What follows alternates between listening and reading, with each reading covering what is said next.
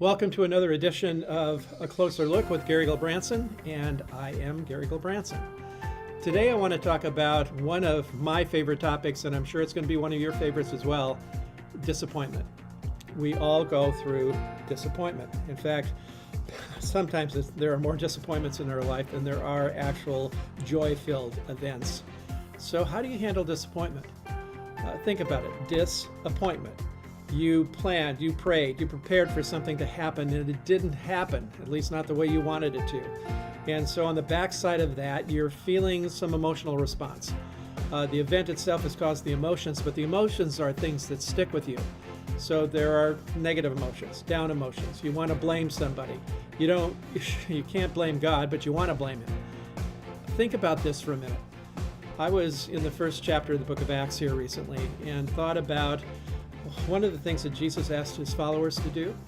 He asked them to go and wait in Jerusalem and pray for the coming of the Holy Spirit. That was significant. But in their waiting time, they were to fill the empty spot on the apostles' board.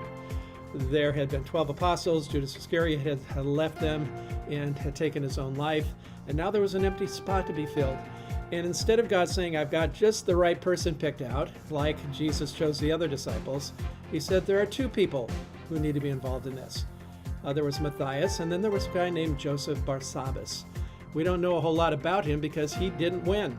He was disappointed. Can you imagine what it must have been like for him to have thought about filling that role, being a part of the apostles, helping the church grow, and then he wasn't selected. Matthias was selected. So how do you think Joseph Barsabbas handled that disappointment?